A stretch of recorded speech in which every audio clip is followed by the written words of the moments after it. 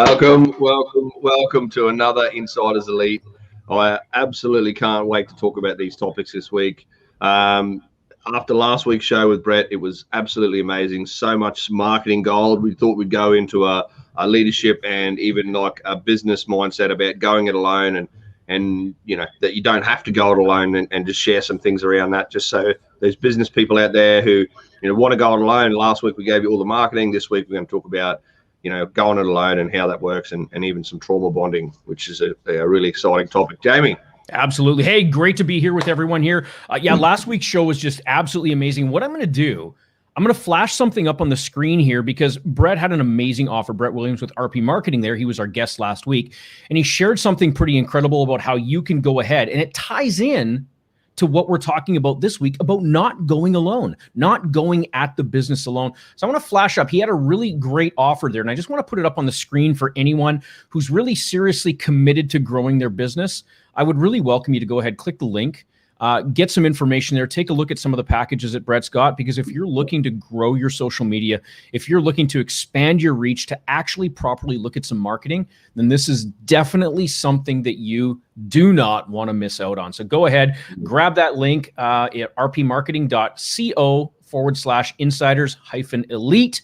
It'll get you to exactly where you need to go. Yeah, today, trauma bonding and going at business alone. Interesting time of the year. And I mean, of course, up here in North America, we're just coming into spring. Maybe we've had that long winter. Maybe we're tired of sitting at home because we've been socked away at home. We couldn't get out. Maybe there were some bans on being able to go out or whatnot.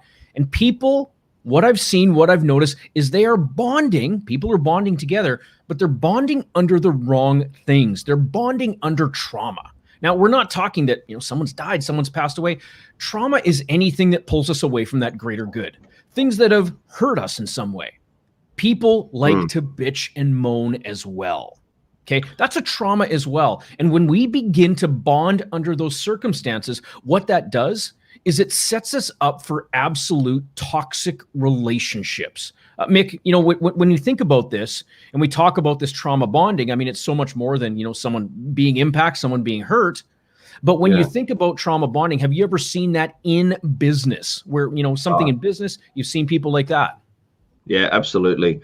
And it's like, when it happens in a business, it's like it plants a seed of cancer, like of toxicity, and it just grows and grows and grows and grows. And it's devastating for the culture of a business. And you get that, particularly I find that it's bad. You might have one or two people that are really bad about it. They just drawn to that negativity or that trauma, and they just want to bond over that. And that seems to be the only thing that people attract to them over. So it reinforces the behavior for them, because that 6 or 8 or 10 or 12 people all seem to get around them, and they all have a bitch and moan, and they all, maybe they get on the beers and have a good time. So that reinforces that, well, everyone's connected here, and people as humans, we like connection. No matter who we are, we all have a degree of love and connection that we want to have. So it builds that love and connection, human need, and they bond over these wrong things, and it grows and grows and grows. And it can be very toxic for a business when you have that one or two people that just continually trauma bond, and they attract people to them for that reason, for that connection. And it can be absolutely devastating. Yeah, that's something that's really huge. And this is where we want to be mindful, right? Mick and I, we've talked about company culture. We've talked about values. We've talked about all these things, and we've talked about company mission as well. When we've got that company mission in place, when we know exactly what our business is all about, when we've got the purpose nailed down, that business, that corporation, it actually becomes an entity. It's a person. And when your people inside, think of them as all the cells and everything in your body, when those people are going ahead and they're starting to create some dissension, they're starting to, Jane over there, Jane's always, eating her fish for lunch, and it always stinks, but they don't take any action on it. They don't do anything on it. What's going to happen is that's going to fester. What helps with that a lot, number one, is that company culture that is derived from your ultimate values. Right? Take a look at your company. If you don't have your values set up, this is something that's really going to help you move forward in the right direction. Why? Because one of the values that I have in my own company here at UE Coaching is to have complete, open, and honest, transparent communication. We communicate without subtext, right? It's not like I'm going to go hide off in the corner and talk to Bill or Sally, whoever, and whisper about something. Or if Mick and I are collaborating on something, I'm not whispering behind his back, because that is that form of trauma bonding. And what it's going to do is it's going to create dissension in that company culture. It's important that we have healthy communication. It's important that we have healthy discussions so that we can actually move forward faster on the actual business purpose, the business mission, to actually grow and expand. Right? We can grow and expand over trauma bonding. Sure, we can. But what that's going to do is basically create a divide in the company. And that's something that's going to massively, massively, massively hurt the company. Right? Trauma bonding is never something that we want to do. So how do we change it? Right? How do we change it? Now, I'll ask you, Mick, what do you think? What's the best, most effective way that we can go ahead, make a difference, change the outcome, change the dynamic of that trauma bonding into something that's going to be bonding over a real positive mindset, positive piece? What do you think? I think there's probably a few things, Jamie, that you can do. And the first would be to have your values down and clear. If they're down and clear, you can base any of the conversations that you have with people, which can often be challenging, around your values and not make them a personal attack. So you can say, well, this discussion is not really in line with our values. This type of, when you're in a group situation and there's 6 or 8 of them trauma bonding, bitching about something, you're like, well, hey guys, this is not really what our company stands for. It's not you 6 people are doing the wrong thing here. It's about the behavior, and it changes the dynamic of the conversation and makes it a lot cleaner conversation. And I think the absolute key is that it needs to be called out on all levels. So it's not okay to, as a leader, to call people out and say, hey, you're bitching and moaning, or this kind of behavior isn't in line with our values. You guys, how can we reframe this conversation? How can we do something about that? If they're whinging about Jane's fish, hey, has anybody spoken to them? We can't just sit here and moan about it. Let's call it out. Let's go talk to them. Come on, we'll go in and ask her if she can cook her fish in the other crib room because it stinks out the office. Oh, no, I don't want to hurt her feelings. Well, that's not part of who we are as a business. We want to be able to have these conversations. Yeah, absolutely. Go ahead. I think if you have those conversations at all levels, but it's not okay to, as a leader, to facilitate that conversation at the floor level. But then when you go to a leadership meeting, user participating in that practice, it's not congruent. So you need to, then that's got to flow through. It's got to be at all levels of the business. You can't expect people on the floor to be not trauma bonding if the people above them are doing it. It doesn't work. It's got to be congruent. So at all levels, it needs to be called out, and you need to have your values really clear, because that makes the conversation 10 times easier when you talk about it. Yeah, that's exactly it. I did some training with someone earlier, one of my mentors and stuff, and he really talked about holding the center line, right? Holding the center line. This is it, right? All lines, whether it be high, whether it be mid, whether it be low, whatever, we have to operate from the same place and the same values. If we don't, that's where we get that discongruency, those failures to match up. It's like, well, you know what, Mick up top there, he's doing this thing, but they're expecting us to do something else down here. You want to create a cancer in a company culture, all you have to do is be discongruent with what you say, not following those rules, not following those values. Notice we come back to values a lot. Right? A lot of this is absolutely, completely, totally about company values. And I would implore you, if you don't have values, or you haven't taken the time to set up your values, definitely, number one, reach out to Mick, reach out to myself. We can definitely go ahead and help you out with something like that. Values are key, and values are critical to a successful company. No question whatsoever. Holding that center line, staying on track and on task, staying focused with respect to what it is that you're now about to achieve, without the subtext, without the, I can't tell someone because it's going to hurt their feelings. No, it's about communicating clearly, communicating openly, and sticking to those values all the time. I'd have to say probably the second thing around that is the mindset. If people are, chatting around the water cooler, they're talking about whatever it might be, they're going ahead around that water cooler, maybe if they're talking about something that's frustrating, that's not working out, maybe there needs to be a reframe of the whole entire conversation that's going on. Maybe that's an opportunity for someone as the leader to step into that place and say, hey, you know what? I couldn't help but overhear you guys were talking about this, right? Is this something that we could have a discussion about? Maybe we need to have a team discussion to make a difference. We're not going to attack our people because for the most part, right, we're operating from that lower brain, that lower croc, that lower reptilian brain that's fight, flight, freeze, right? Now, that whole idea of trauma bonding is a very basic, very guttural type place that we're coming from. And when we don't have the tools, when we don't have the resources, be it mindset, be it what they believe is a safe place to have those open communications, that's really going to bung things up. Instead of doing that, allow those conversations to be had.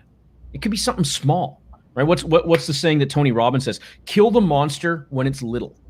Kill the monster when it's small. And that's exactly what we want to do with this. We don't want to enable that culture of trauma bonding. What we want to do is begin to create conversations that actually flow out into something productive that moves us forward faster towards achieving our ultimate outcome.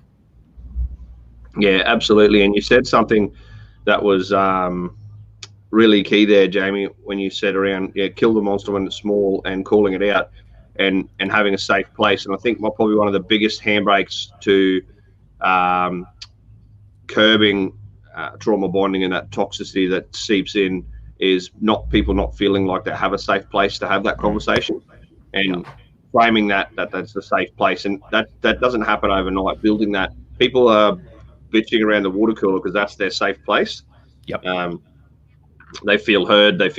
So making sure people feel heard in other situations or in other environments in the business is going to create that safe place elsewhere. So working on building that safe place where people feel free to speak up and not just bitch around the water cooler and feel like they're heard is going to be really, really important going forward for whoever has this in their business or who's trying to change it in their business. Yeah, that's it. Letting people know that it's okay to speak up, right? Not coming from that 1980s and even 1990s mentality of leadership. It's like, what's the thing about children? Children are best seen, not heard, right? These are all those metaphors that we've seen growing up that lead to those places of trauma bonding. Instead, you know what? Hey, I can see that you're in a bit of pain, or I can see there's something uncomfortable, or I can see there's something happening here. How can I, as the leader, step up and do something that makes your life better? Right? A show that I watch is called New Amsterdam. It's a doctor show on TV. It's probably a couple years old and whatnot. I just got into watching it a little bit.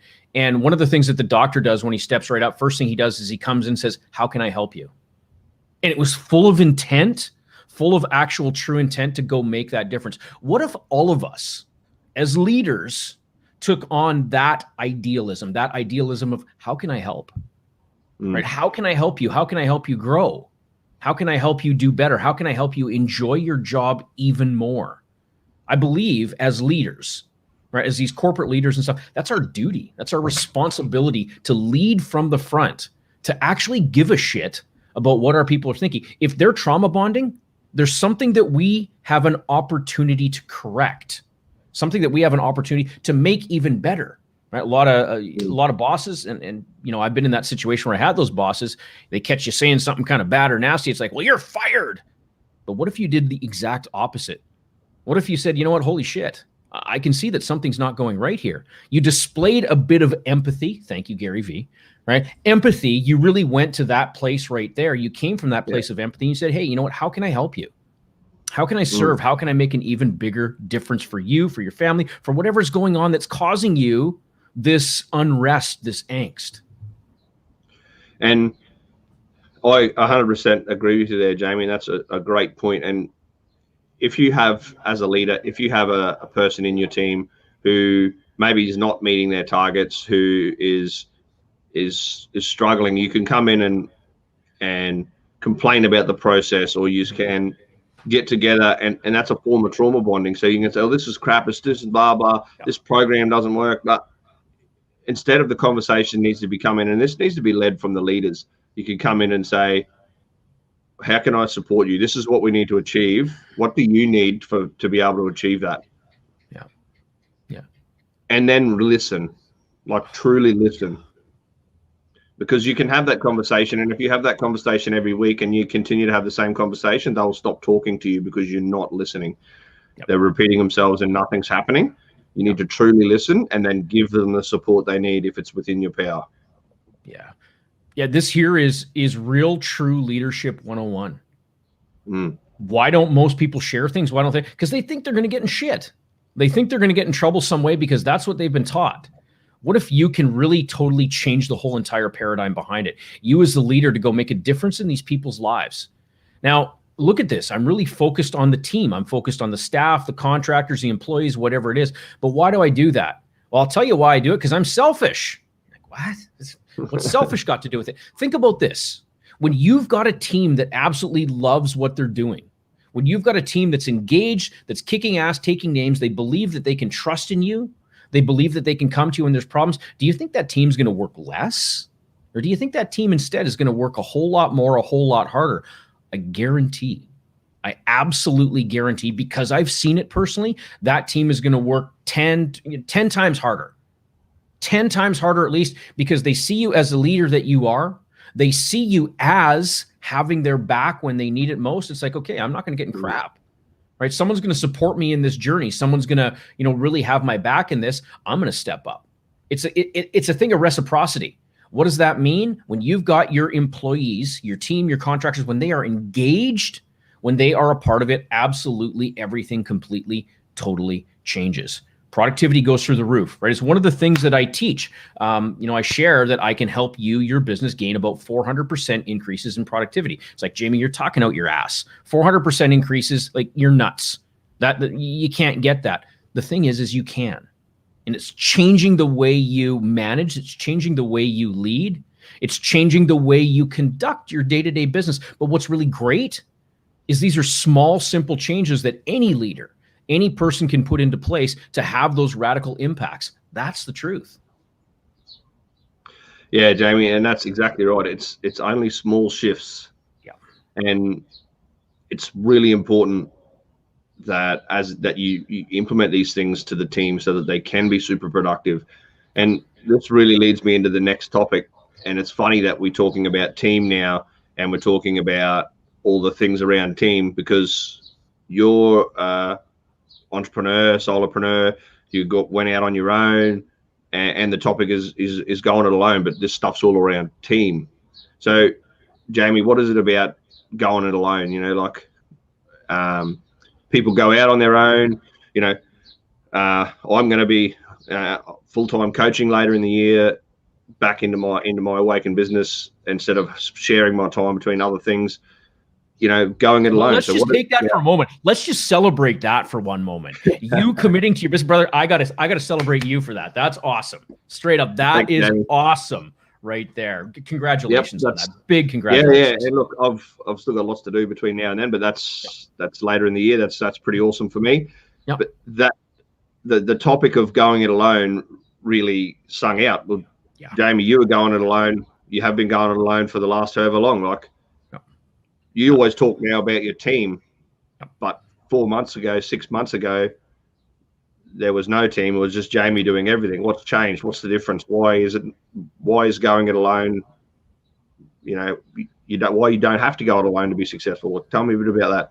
Yeah. I really thought, and I'll be honest, where was I coming from? I was coming from a place of scarcity. I was coming from a place of telling myself a story that, geez, you know what? I don't have the money. I can't do this. I can't afford this. I was telling myself a terrible story. I was telling myself a story of scarcity. And what was I doing? I was literally living that life of scarcity. Every time I told myself I couldn't, or I can't, or I don't have it, I wouldn't have it. But what would also happen is I would lack the growth. I'd be stressed out. There was days, weeks, God, I'd even say months, where it's like I didn't know what day it was. I would just work. I would get up in the morning, 4 or 5 a.m. in the morning, and I would work till 8, 9, 10 at night, because I really, truly believed that it had to be only me, that I was the one responsible for it. It's my business. I've got to step up, and, I don't have money, so I can't get anyone. But that was an absolute lie, because here's the number one thing. You can have people on your team. I can't tell you the amount of times that I came to Mick. Like, I had ideas and stuff. I didn't know who to bounce them off of. It's like, you know what? I'm stuck. And Mick's like, well, what are you stuck with? and he'd go over it. He'd take a look at it. I mean, he sat through some of my presentations before I put them out. He watched it. He did all those sort of things. And in that moment, I recognized, well, if he can provide me this help, if he can share these thoughts and ideas with me, I wonder what else I could do. I wonder who else I could work with, right? The idea of getting a VA, of an executive assistant, of a whole entire team to do my social media, that was ludicrous years before. But I'll tell you what, please hear this. When I committed, and it is a commitment, it's not, and here's the thing, another thing, it didn't cost me anything. Let me say that one more time because that's so impactful. It didn't cost me anything. Was there money involved? Was it transactional? Yes, absolutely. And it was a complete, total, absolute investment in myself. Here's the thing. Every single time. Now I'm excited to do this, by the way. Right? I've got something big coming up, after having Brett on the show. I'm taking it in a whole new direction after having Brett on the show last week. But let me tell you this. Every single time that I've invested in myself, because that's what it is. It's not a cost. It's an investment. Every single time that I've doubled down on the belief for myself. I've invested into myself, into the business. I have grown. What did I do? I've scaled. Yeah, maybe it's not that I have a bunch of, employees, right? I've got contractors. I work with a lot of people. They're contractors. It just makes it simple for me at this point. You can do the same, even if you're just starting out. Go take a look at some services. Go take a look at some places, whether it's creating content, whether it's creating, maybe you've got to do a presentation, it's a slide deck. Begin to get into it by using small little jobs, small little gigs. That's a great way to dip your feet into this thing. Get familiar with that. Get comfortable with that, of the idea of exchanging that monetary sum to actually get stuff done. Because when I started doing that, I'm like, I just paid someone, right? And this is probably a couple of years back, but it was like I tried setting up websites, and it's just I sucked, right? I'm not a website guy. I don't know how to build websites. But I'll tell you what, it's like, okay, I'm gonna get someone to do this for me. So I paid like $300, right? It was someone off Fiverr or something like that. And within a couple of weeks, it's like, I got a website. And looking at it, and yes, it wasn't SEO compliant or anything like that. I didn't know a lot about that either back then. But quite literally, to look at it, it's like, this doesn't look too bad. $300. What would it have taken me to actually do that? A whole lot more than that. And I thought, well, where else could I begin to grow this out? Where else could I begin to actually scale my business, to grow it so that I can be in the place where I'm doing what I love to do the most? And it was through that. It was through leveraging other people. It was leveraging their skills, leveraging their expertise.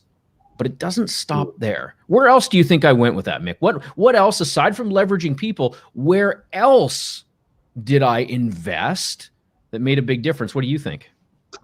Oh, Jamie, well, I don't know. Well, I think probably one of the biggest areas I've seen you invest is getting mentors and coaches and people to support you. Having people that have led the way and done it before and following in their footsteps. As we've said 100 times, probably more, success leaves clues. Yeah. So if there is somebody who has done what you've done, jump on board with them, follow them, and the key message you've set there, Jamie, is we say this before, scale equals freedom. And people think that you have to be this big, huge business I don't want to scale my business. I just want to keep it tight because it's too hard to manage. But scale truly equals freedom. If you're a one-man contractor, you're basically on wages. If you don't work, you don't get paid. So for you to have freedom, you want to go away, you've got clients that want your services, you don't really have a choice. You've either got to sacrifice your family holiday or sacrifice the income.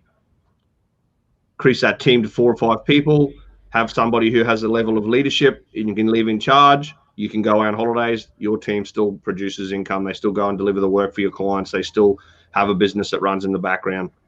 You're marketing. You're like, use Jamie, for example. You're a coach. You're a business mentor and you want to go away for a week. Yeah. Cool. You have a marketing team. You're still doing your marketing. You've got a VA who's still engaging with your social media following so that you stay current. You've got an executive assistant who's still liaising with your clients if there's any challenges, who's still helping out wherever they can. Take that back to you doing that all on your own. You go away for a week and there's tumbleweeds on your social media because you wanted to have a break. And that's really important that people have breaks and recharge and disconnect from time to time. And so there's no social media going on. Clients are reaching out for help. You're not responding. Yep. What happens to your business? What happens to your reputation as the man? Team is the key.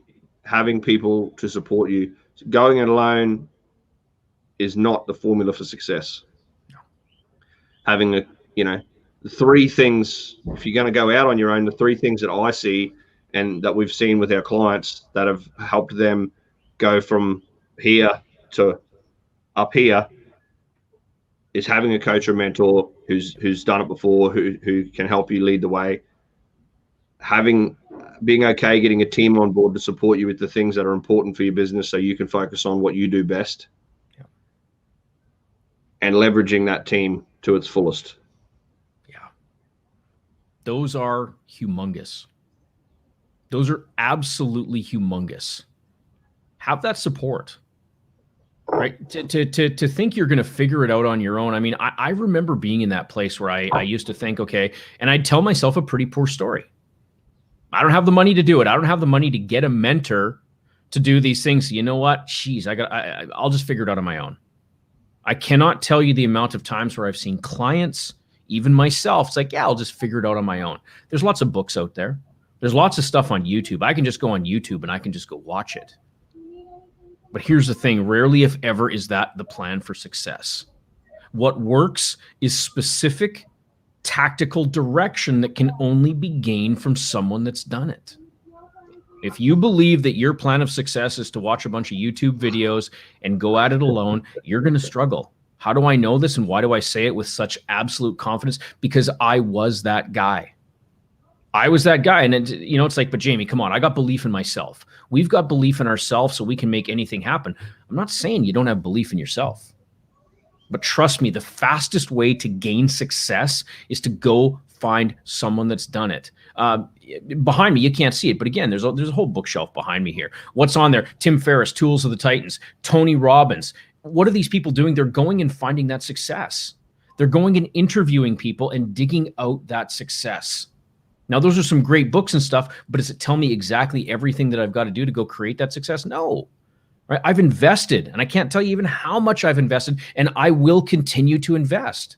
Today, I got on a training today, next level training. I really never thought I could get in, and boom, it just happened. And it's with someone who I admire very much.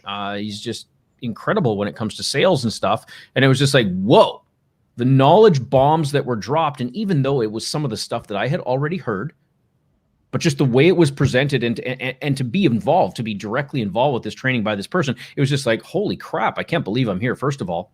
But second of all, like I'm taking notes like mad. I'm writing this stuff down because I'm getting ideas of how I can tactically move, not just myself, not just my company, but make an even bigger difference for my clients as well. Are they going to get a ton of training out of this, out of what I learned? Absolutely. It's not about going at it alone. I wouldn't have this knowledge if I didn't hop on and was able to be trained and mentored by the fellow that trained me today. I wouldn't be in this place. Training and mentoring is the only logical way to go when you're looking to grow and you're looking to scale. Same thing with your team. Go find that VA. VAs are not expensive. You can find VAs, ranging in price anywhere from probably, $5 to $25, depending on that level of experience or whatnot. But I'll tell you what you can't get back. You can't get the time back. Those of you who figure, hey, I'm just going to go at it myself. I'm going to go at it alone. I'm going to figure it out. I'm sure you probably can. But why wait 5, 8, 10 years? Why not get that compressed knowledge right now from someone that's done it? Right? For me, for myself, and from yourself as well, Mick.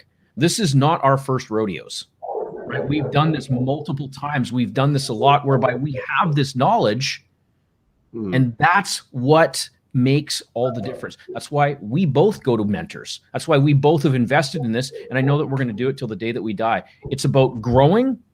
It's about investing in yourself, and it's about taking that next step, having the belief, having the faith that you can. Because if I hadn't done what I did, even in times where it's like, geez, I don't know if I can afford this. But instead of saying that, it's like, well, how can I now go ahead and afford this right now? I found the way, I made it happen, and I've never looked back. That's the difference. I think you just hit the biggest gold line in mindset in moving forward. And we've said this a number of times on the show. The questions you ask yourself, your brain will answer. And you just said it then, Jamie. How can I afford this now? How can I make this happen? Instead of saying, I can't afford that. That's impossible. Straight away, your brain will start justifying that statement and think of all the reasons why you can't and all the reasons why it's impossible. If you were to say, how can I afford this now? Straight away, your brain starts trying to answer that question. You're like, well, actually, you could do this. And if you got an extra client in, that would pay for that. If I had more time to get an extra client in, this would unlock 6 hours a week. Bang, it's a no-brainer. Let's do it. Yeah. Your brain automatically answers those questions. That is the single biggest thing. If you implement that only, you will see huge improvements in everything you do, in your leadership, in your success. How can I make sure that these people do that? Instead of, I'm never going to be able to get them to do that. Yeah. They're never going to use that program properly. No one will. They hate it. Yeah. Instead of saying, how can I get these people to engage and use this program properly? How can we do that? Yeah. That's humongous, right? Change the question you ask and change your life. Change the question that you're asking yourself and completely change your life, change your business, everything. And again, I think a lot of it comes back to that scarcity story, that scarcity mindset story of, oh my gosh, I can't afford this. Trust me, if you tell yourself enough that you can't afford it, there is no way possible that you will ever afford it. It's an absolute fact. It's like one of those self-fulfilling prophecies.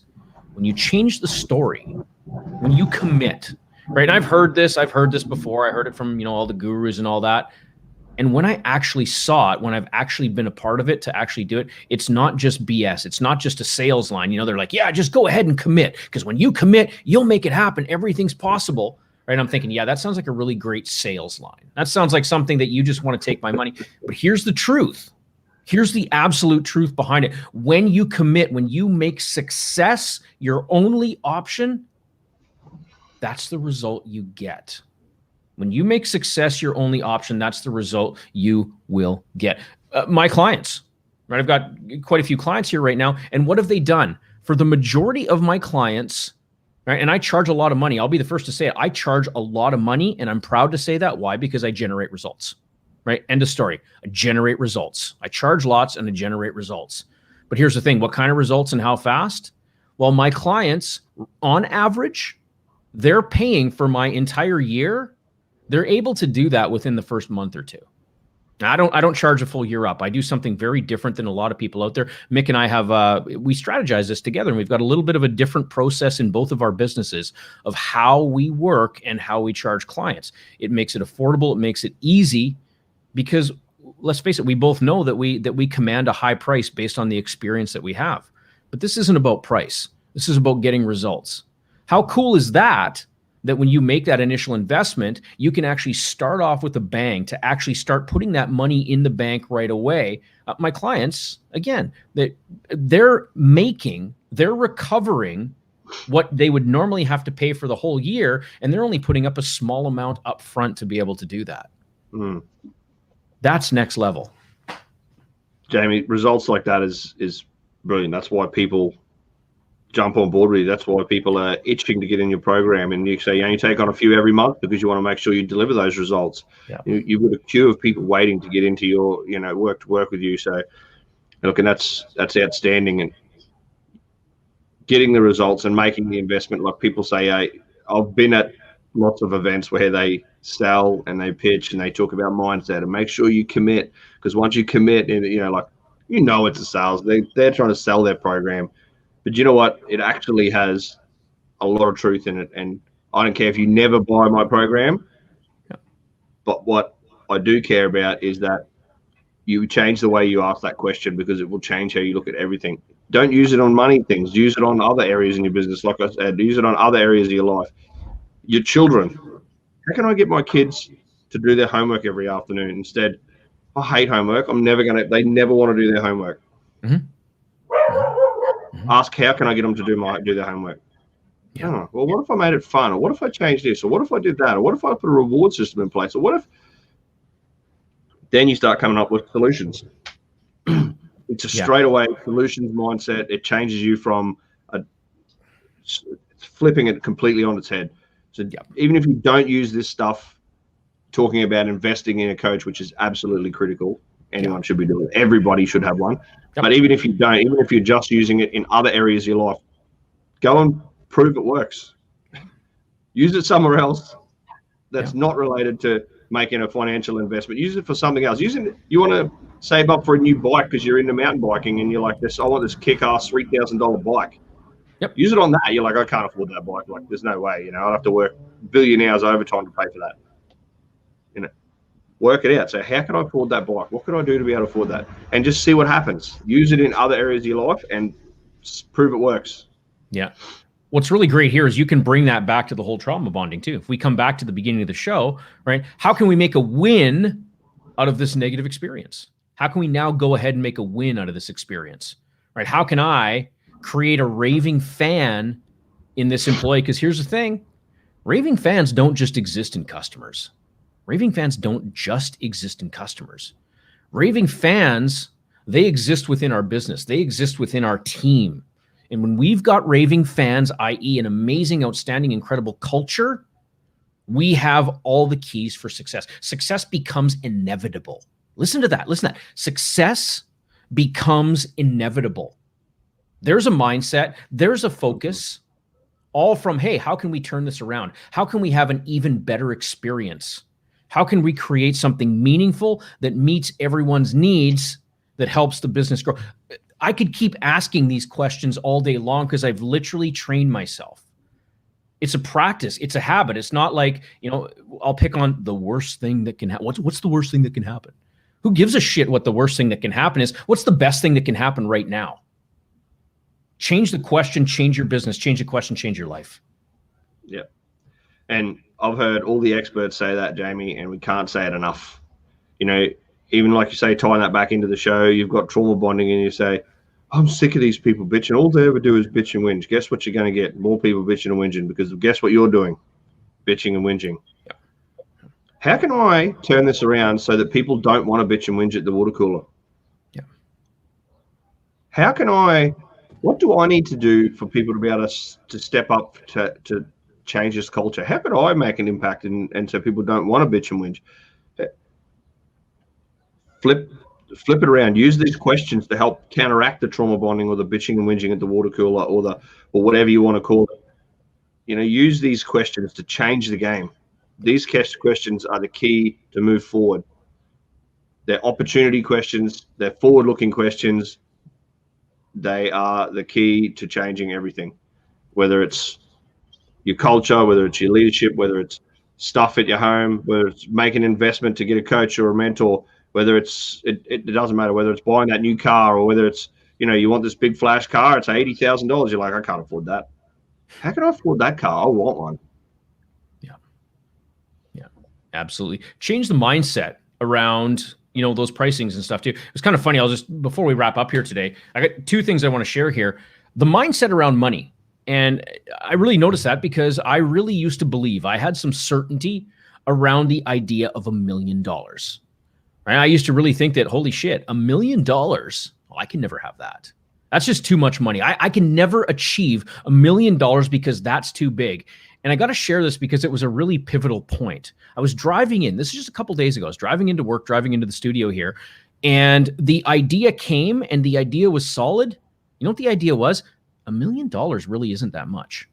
$1 million is actually going to be pretty easy for me to make. Now, this is pivotal, and I'm not trying to blow smoke here or anything like that, but quite honestly, to go from that place of, oh my God, I could never even dream of making $1 million, never even make $500,000. $500,000 for my business it's inevitable. It's absolutely, completely, totally inevitable. But $1 million, when I changed my thought process around that, it's like, you know what? $1 million isn't really that much. $1 million, that's also inevitable as well. And we change that mindset, you change everything. And I felt it. That's the thing, is I absolutely felt it within me. Well done. Brilliant. Right. Huge, huge. One last thing before we wrap up.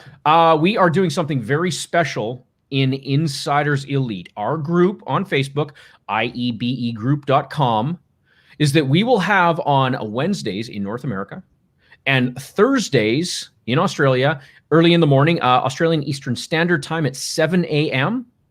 In Pacific time over here on the West Coast in North America, it will be at 1 p.m. in the afternoon. We're going to have a very special segment inside Insiders Elite only. So it's not going to be broadcast outside. So if you want to get in on it, definitely let us know. Join the group. We'd be more than happy to have you. And it's going to be an Ask the Coach segment, whereby if you've got a challenge, if you've got a concern, if you've got something that's happening in your business, something that we can help with, we're going to share with you some tips, some tools, some strategies specific to your question.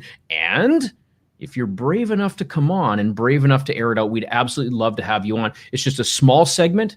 It's only for members in Insiders Elite. So if you'd like to get your questions answered on business, whether it's scale, whether it's growth, mindset, values, mission, whatever it is, social media, because let's face it, we've got a ton of experts that we can reach out to as well. We want to know what your questions are. So if you've got those questions, be sure to either comment on this post. If you're seeing this in Insiders Elite, hey, use this as that call to action. Let us know what you would like us to talk about, what issues, what burning questions that you have to grow and scale your business. And we'll be absolutely more to answer those questions live on Wednesdays and Thursday mornings. That would be awesome. I can't wait for the Ask the Coach. We'll probably chuck a post up in the group the couple days before, just to remind you all about the Ask the Coach segment. And I think it's going to be really valuable. So take advantage of it. You get Jamie and I for that to answer your questions, whatever they are, in the group for free. Just chuck a question in, ask what you need to ask, and yeah, it's going to be a fantastic segment. Really, really awesome. Awesome. With that said, any last thoughts? Any last stuff, Mick? No, just like I said, change those questions and it will change the way you look at your life. Use it everywhere and see the difference it can make in your life. Absolutely. Absolutely outstanding. We will catch you guys next week.